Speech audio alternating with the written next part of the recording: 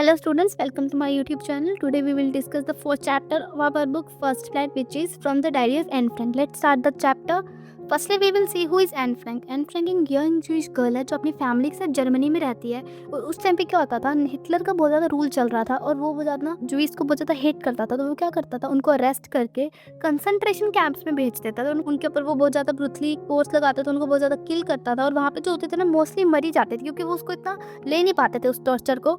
जो फ्रैंक की फैमिली है वो जर्मनी से नेदरलैंड चली गई थी 1933 में, बट जो जर्मनी होती है वो नेदरलैंड पे अटैक कर देती है 1940 में। और जो नाजीज हैं वो स्टार्ट करने लग जाते हैं अरेस्ट जूइस को और उनको कंसंट्रेशन कैंप्स में भेजने लग जाते हैं। बट एनी की फैमिली है वो उनसे छुपती रहती है, हाइड करती रहती है और ये प्रोसेस उनका चलता रहता है फॉर 25 मंथ्स तक। बट जर्मन्स को पता चल जाता है कि वो लोग छुप रहे हैं और कहाँ छुप रहे हैं। उनको फिर अरेस्ट करके उन सबको कॉन्सेंट्रेशन कैंप्स में भेज देते हैं और वहाँ पे एनी, उसकी सिस्टर, उसके मदर वहाँ पे डाइड हो जाते हैं, मर जाते हैं।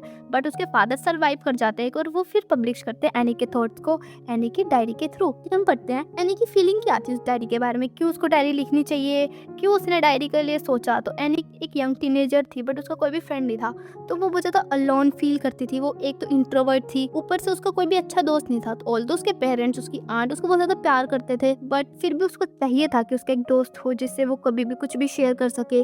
तो उसके 13th बर्थडे पे एनी के फादर उसको एक डायरी गिफ्ट करते हैं और एनी उसको बहुत ज़्यादा स्ट्रेंज एक्सपीरियंस की तरह लेती है कि भाई मैंने तो आज तक कभी भी डायरी नहीं लिखी और कौन ही एक यंग गर्ल के थॉट्स को पढ़ना चाहेगा। बट शून वो रियलाइज करती है कि उसकी बेस्ट फ्रेंड ही अब उसकी डायरी होगी। वो सारी अपनी फीलिंग्स विदाउट एनी हेजिटेशन उस डायरी के अंदर लिख सकती है क्योंकि paper has more patience than people तो एक बार के लिए हमें जज कर लेंगे, हमें बोल देंगे कि बस अब और कितना बोलेगा या कुछ है, बट जो पेपर है वो हमें हमेशा सुनेगा, हमेशा कभी हमें जज नहीं करेगा। तो वो ऐसे कंसीडर कर लेती है कि हम पेपर कभी भी हमें जज नहीं करेगा। तो अपने उस लविंग डायरी का नाम किटी रख देती है। तो एनी की डायरी शुरू होती है उसके एक ब्रीफ डिस्क्रिप्शन से, जिसके अंदर वो अपने स्कूल के बारे में बताती है कि कैसे उसके स्कूल में वो अपने फ्रेंड मनी, उसको कैसे उसके एक टीचर थे, वो सब कुछ उसके अंदर बताती है। फिर वो अपने ग्रैंड मदर के लिए, उसका प्यार के लिए भी बताती है कि उसकी जो ग्रैंड मदर थी वो 1942 जनवरी में उनकी डेथ हो गई थी और वो बहुत ज़्यादा उनसे प्यार करती थी। तो एनी का बर्थडे उसी ईयर जून 1942 में पड़ता है और वो क्या करती है, अपने बर्थडे केक पे अपनी ग्रैंड मदर के लिए भी एक कैंडल लगाती है उनकी मेमोरी के लिए कि अब उनको वो याद करे, उनको बहुत ज़्यादा प्यार कर रही है।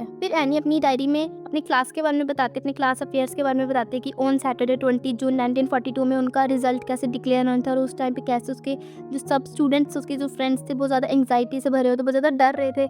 एनी ये भी मेंशन करते क्योंकि टीचर्स बहुत ज़्यादा अनप्रिडिक्टेबल क्रिएचर है इस अर्थ पे, उनको कुछ नहीं बताया जा सकता है कि कब वो क्या कर दे। एनी ऑल तो बहुत ज़्यादा चिल होती है बट वो स्टिल वरीड होती है अपने मैथ्स रिजल्ट के लिए क्योंकि उसके जो मैथ्स टीचर्स है हमेशा उसको पनिश करते थे क्योंकि वो मैथ्स में लिटिल वीक थी और टॉकेटिव भी थी क्लास में। तो वो बताती है कि कैसे मिस्टर जो किसिंग, जो उसके मैथमेटिक्स टीचर थे, कैसे उसको पनिश करते थे। तो जो उसके मैथमेटिक्स टीचर थे उसको हमेशा एक ऐसे लिखने के लिए देते थे। फर्स्ट ऐसे जो उन्होंने उसको लिखने के लिए दिया वो था और चैटर बॉक्स। चैटर बॉक्स क्या है, उसके अंदर एनी अपने आप को जस्टिफाई करती है कि कैसे ये उसका जेनेटिक ट्रेट है उसकी मदर से, कि उसकी मदर भी बहुत ज़्यादा टॉकेटिव थी तो उसको कुछ नहीं कर सकती, बट वो ट्राई करेगी उसको क्योर करने का।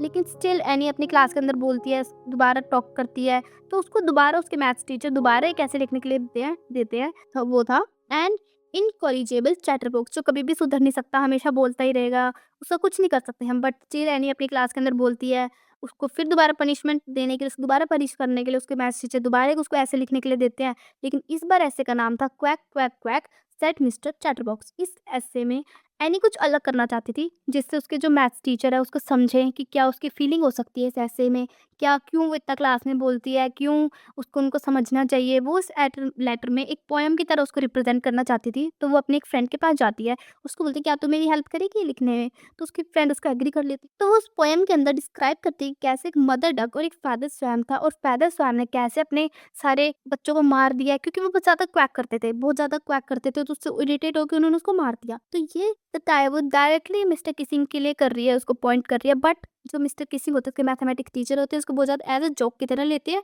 और ये पोएम हिलेरियस वे में क्लास में भी रीड करते हैं और उसको अलाउड कर देते हैं एनी को कि तुम क्लास में बोल सकते हो क्योंकि अब तुम्हारा कुछ नहीं कर सकते क्योंकि तुम्हारे टॉकटिव ट्रेट है वो समझ चुके थे। तो ये ऐसे था कि, और ये बहुत ज़्यादा इंपॉर्टेंट पार्ट है हमारी क्वेश्चंस के लिए, ये एग्जाम्स में आता है, बोर्ड्स एग्जाम्स में हमारे आता है। तो इसको अच्छे से आप रीड करना, डिस्क्राइब करना। और तो this is all about this chapter. Thank you for watching.